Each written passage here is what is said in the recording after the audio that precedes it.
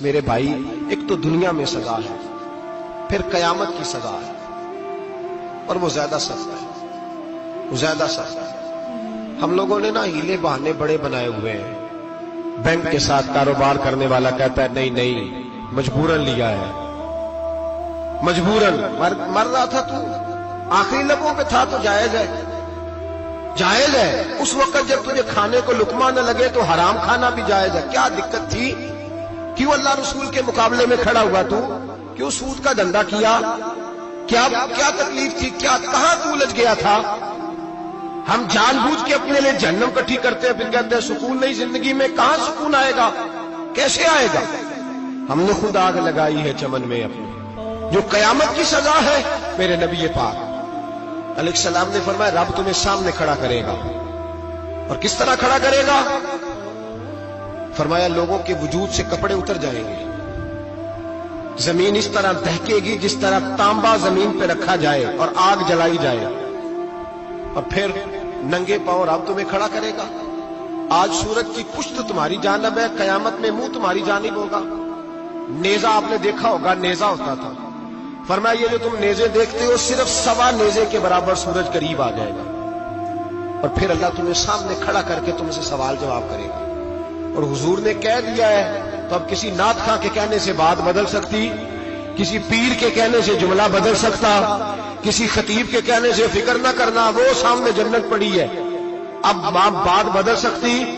خدا کی رحمت پر بھروسہ رکھنا ضروری ہے، نبی پاک کی شفاعت کی امید رکھنا، بولیے، لیکن جو حضور نے بیان کیا ہے اس کو ماننا بھی یہ بھی ضروری ہے۔ میرے نبی پاک نے فرمایا اللہ تم سے حساب لے گا اور اللہ پوچھے گا، تم نے جواب دینا ہے۔ حضور کس کس شے کا؟ فرمایا جو پہنتے ہو اس کا جواب نہیں دینا، جو کھاتے ہو اس کا جواب نہیں دینا، جو اللہ کے راستے میں دیتے ہو اس کا جواب، باقی ہر شے کا جواب دینا ہے۔ ادھر جو پلاٹ ہے اس کا بھی جواب دینا ہے، وہ جو بچوں کو پیسے بتائے ہیں ان کا بھی جواب دینا ہے، جو چھپائے ہیں ان کا بھی۔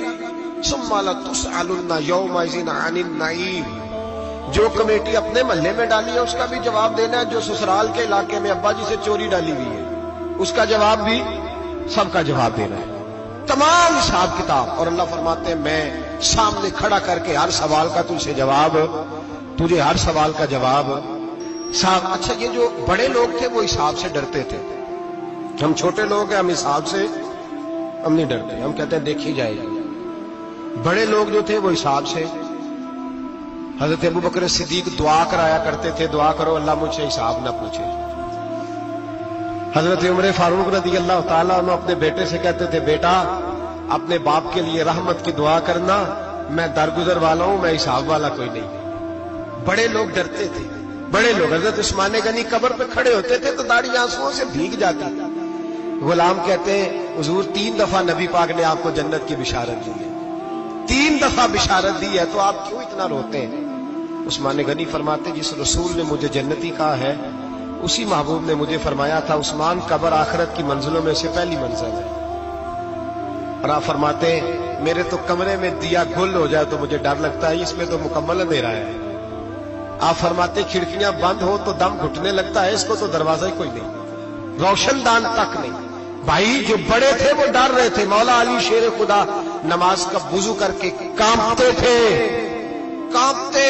علی آپ مرحب کے سامنے نہیں کانپے، خیبر کا دروازہ اکھاڑتے نہیں کانپے، بدر احد خندق حنین اور خیبر میں نہیں کانپے، تو یہاں آپ فرمانے لگے مالی کے سامنے جاتے ہوئے ڈر آتا ہے۔ بڑے لوگ کانپتے تھے، بڑے لوگ۔ آج ایک فکر لے کر کے جانا، ایک سوچ، جہاں روز رات کو بیٹے کی ٹینشن، بیٹی کی ٹینشن، بھائی کی ٹینشن، پوتے کی ٹینشن ہوتی ہے نا، ایک ٹینشن اور اپنے آج ایک ٹینشن بڑھا لو، قبر کی ٹینشن پیدا کر لو، قیامت کی تھوڑی سی فکر کر لو، تھوڑی سی، ایک لمحے کے لیے صحیح تھوڑا خیال پیدا کرو۔ حضرت حسن بصری نام سنا ہوا ہے نا، یہ حضرت علی کے شاگرد ہیں، نبی پاک کے گھر میں آ جاتے تھے کئی دفعہ، بچے تھے جب۔ حضرت حسن بصری تابعی ہیں، فرماتے خانہ کعبہ میں عمرہ کرنے گیا، طواف کعبہ کر رہا تھا تو بڑا عجیب منظر ہوا، رات کی تنہائی ہوئی، اس وقت کئی دفعہ طواف بند بھی ہوتا تھا،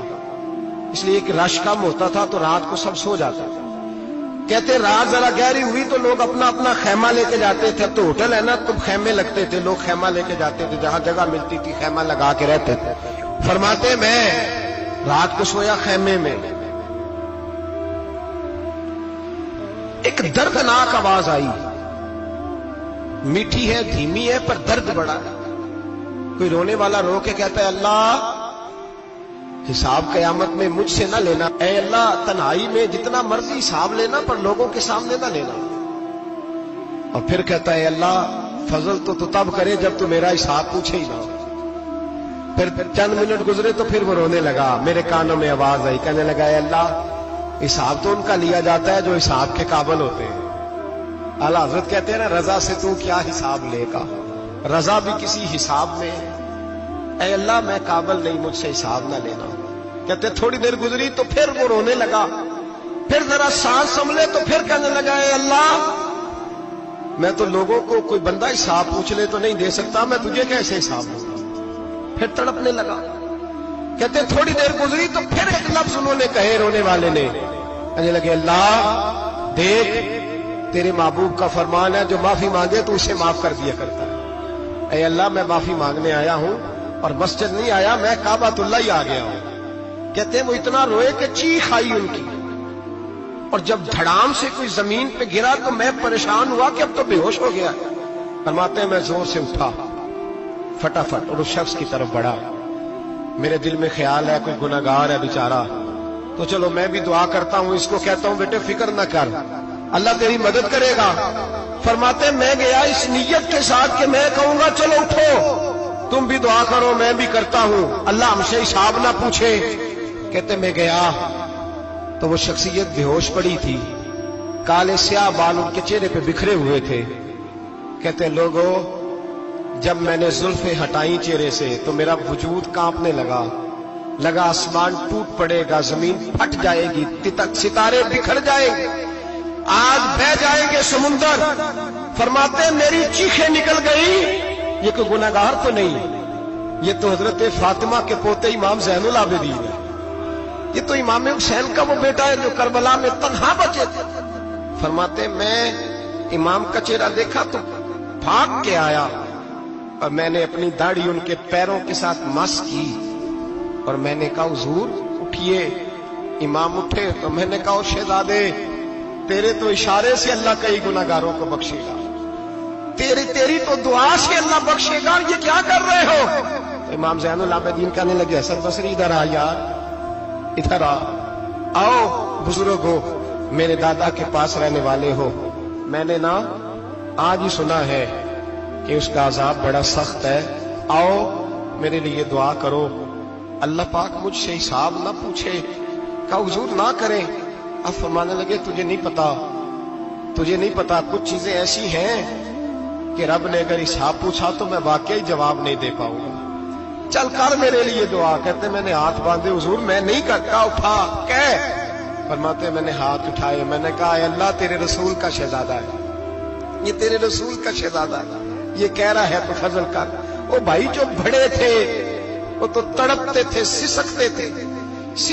ابو علی ہیتی کہتے خانہ کعبہ میں پتھر پہ سر رگڑ رگڑ کے کوئی بوڑھا کہہ رہا تھا اے اللہ اول تو حساب نہ لینا, اور اگر لینا تو مجھے اندھا کر کے اٹھانا, میں تیرے نیک بندوں کے سامنے شرمندہ نہیں. اقبال رو پڑے. اقبال کچھ لوگوں نے لکھا ہے یہ آخری ربائی ہے ڈاکٹر اقبال کی, آخری. اس کے بعد شاید اس نے کلام نے کچھ سیرت نگاروں کا خیال ہے.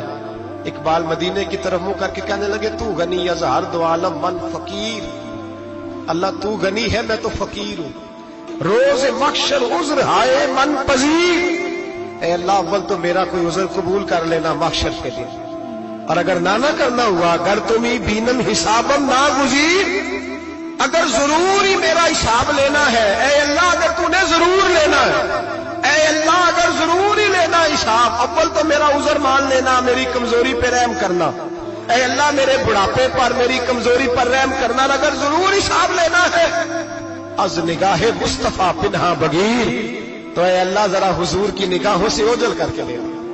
اے اللہ مجھے شرم آئے گی, میرے مصطفیٰ کریم فرمائیں گے میں تو تجھے ہر بات سمجھا کے آیا, ایک ایک جگہ تیری رہنمائی کر کے آیا, تو کیسے عمل کما ذرا اوصل کر کے از نگاہ مصطفیٰ پنہا بغیر ذرا حضور کی آنکھوں سے اوجھل کر کے سائڈ پہ کر کے لینا میں برداشت نہیں کر پاؤں گا.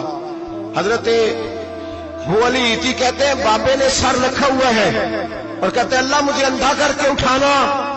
فرماتے میں گیا, میں نے کہا چلو میں دعا کرتا ہوں جا کے. فرماتے جب میں نے جا کے بزرگوں کی کمر پہ ہاتھ رکھا, ان کا چہرہ دیکھا تو یہ کوئی گناہگار تو نہیں, یہ تو بغداد کے پیر عبد القادر جیلانی ہے.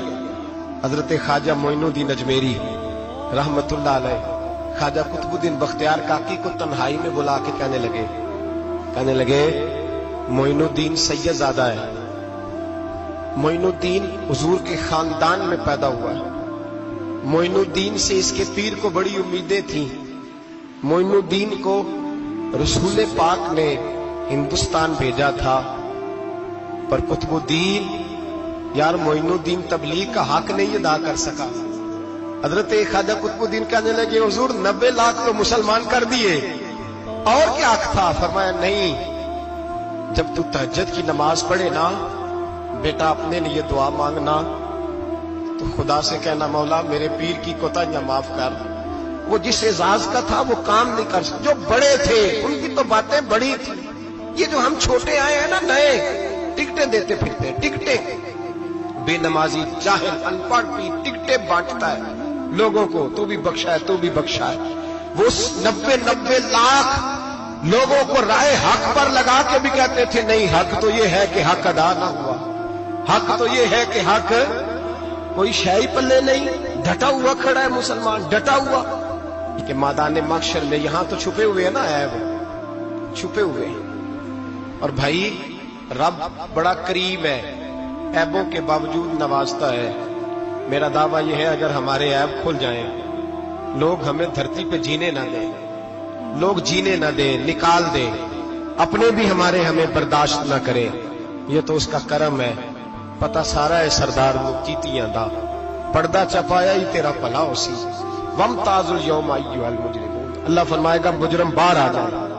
یا اللہ کیا ہوگا جب سوال جواب ہوں گے؟ تو رب فرماتے ہیں تیری زبان پہ مور لگا کے بند کر دوں گا, تیرے ہاتھ بولیں گے, پیر بولیں گے, سر بولے گا, پیٹ بولے گا. اس وقت کی فکر پیدا کریں, ٹینشن پیدا کریں. وقوع قیامت حق ہے. اور باندھ کے نا لوگ پیر باندھ کے زور کے ساتھ باندھتے.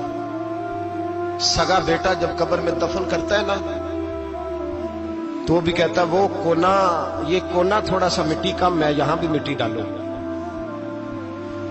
پہلے لوگ روزانہ جاتے ہیں, پھر ہفتے کے بعد, پھر مہینوں بیت جاتے ہیں. کچھ قبریں ایسی بھی ہیں جن پہ کھڑے ہوں تو لگتا ہے قبریں رو رہی ہیں اور کہتی ہیں جاؤ میرے گھر والوں سے جا کے کہو کوئی پھیرا ہی لگا جائے. وہ ایک دفعہ آئے تو صحیح, کوئی مٹی نہیں ڈالتا. بادشاہوں کی قبریں روتی ہیں, سرمایہ داروں کی قبریں روتی ہیں, کوئی جاتا نہیں. اتنے موٹے سوراخ ہے قبروں میں, آپ اپنے شہر کے قبرستان پھر کے دیکھ لیں, سوراخ ہے. او بھائی حضرت مولا علی شیر خدا قبرستان گئے تو پہلے رونے لگے, پھر کہنے لگے قبروں والوں کیا حال ہے تمہارا؟ تو آپ فرماتے ہیں مردہ مجھے اندر سے بول کے کہنے لگا علی کفن پھٹ گیا, ہڈیاں ٹوٹ گئی, مال تو دے آئے تھے وارثوں کو پر حساب ہمیں دینا پڑ رہا ہے, تو بتا پیچھے کیا حالات ہیں؟ تو حضرت علی کہنے لگے تمہاری بیویوں نے اور نکاح کر لیے, تمہارے دوستوں نے نئے دوست بنا لیے, تمہاری اولادوں نے تمہارے بغیر جینا سیکھ لیا, تمہاری جائیدادیں بٹ گئیں, تمہارا پیسہ تقسیم ہو گیا. پہلے تو کوئی تمہارا نام لیتا تھا, اب تو تمہارا ذکر ختم ہو گیا ہے. اب تو 1-2 نسل تک تمہارا ذکر تھا, اب تو تمہیں یاد ہی کوئی نہیں کرتا. کہتے ہیں لوگ یہاں کوئی رہا کرتا تھا, یہاں کوئی ہوا کرتا تھا, اب تو تم قصہ پارینہ, قصہ ماضی ہو گئے. حساب کا وقت قریب ہے, قریب آ گیا وقت. اللہ فرماتے ہیں اقترب للناس حسابهم وهم فی غفلۃ معرضون.